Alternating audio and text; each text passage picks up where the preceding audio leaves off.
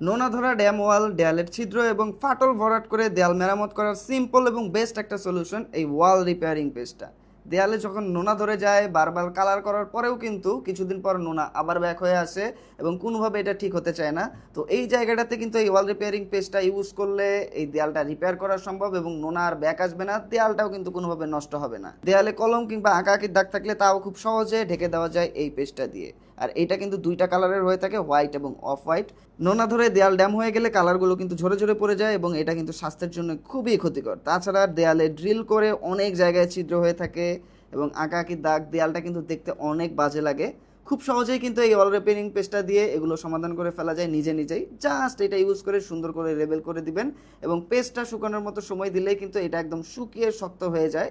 আর এটা একবার শুকিয়ে গেলে কিন্তু এটা ওয়াটারপ্রুফ হওয়ার কারণে পানি লাগলেও আর কোনো সমস্যা হয় না। এটা আসলেই খুবই চমৎকার একটা জিনিস। অরিজিনাল এই প্রোডাক্টটা কিন্তু অনেকেই নকল করার চেষ্টা করছে, আর তার জন্যই কিন্তু প্রোডাক্টের যে ক্যাপের কালারটা আছে এটা এক এক সময় এক একটা দেওয়া হয়। আর ডক্টর টেনের একমাত্র এবং অথরাইজড সেলার কিন্তু মেগা শপ। আর ক্যাপের উপরে দেখেন ডক্টর টেনের যে লোগোটা, এটা একদম খোদাই করে দেওয়া থাকবে, এখানে কোনো স্টিকার অথবা স্ক্রিন প্রিন্ট থাকলে চলবে না। অরিজিনাল প্রোডাক্টটাতে কিন্তু এই লোগোটা একদম খোদাই করে দেওয়া থাকে, হাত দিলে হাতে বাঁধে।